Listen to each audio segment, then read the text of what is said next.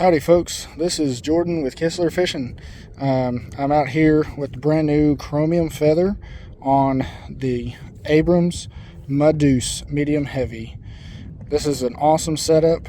I just spooled this reel up with 15-pound Kistler Gutentag line, and I've got a 3/8 ounce weight on my worm here, Texas rigged.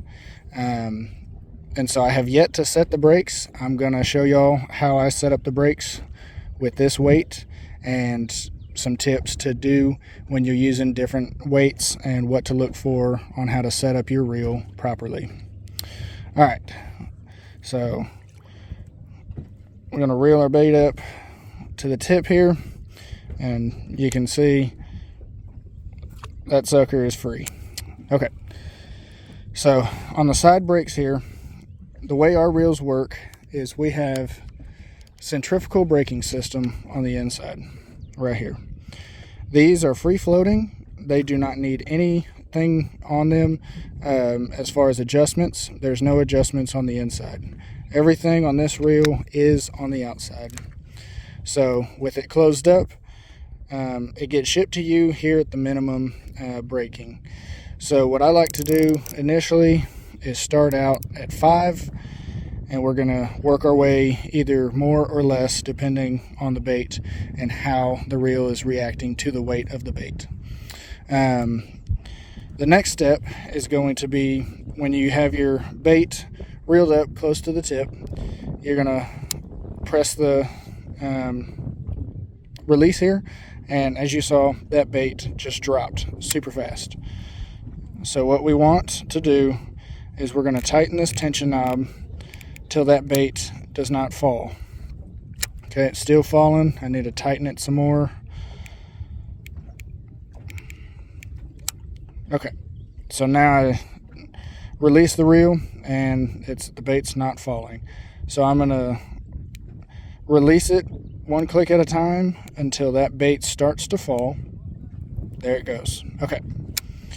So as soon as that happens, now what I'm going to do is it should be set up to make a cast. And what you want to make sure when you do this initial cast is not to just sling that thing out there, because you will have a backlash. You want to take it nice and easy, and you want to do a side cast, not overhead.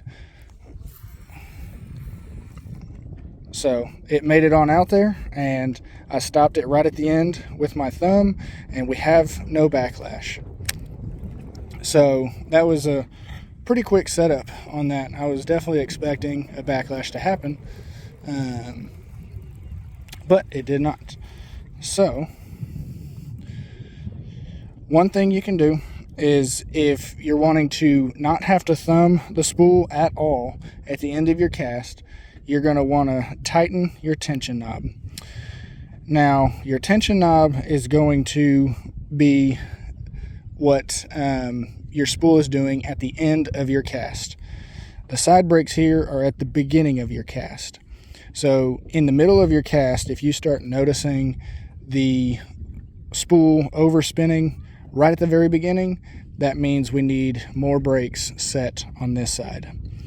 If you see that towards the end of your cast, your bait's going and your spool is beginning to backlash, then that's when we need to tighten our tension knob.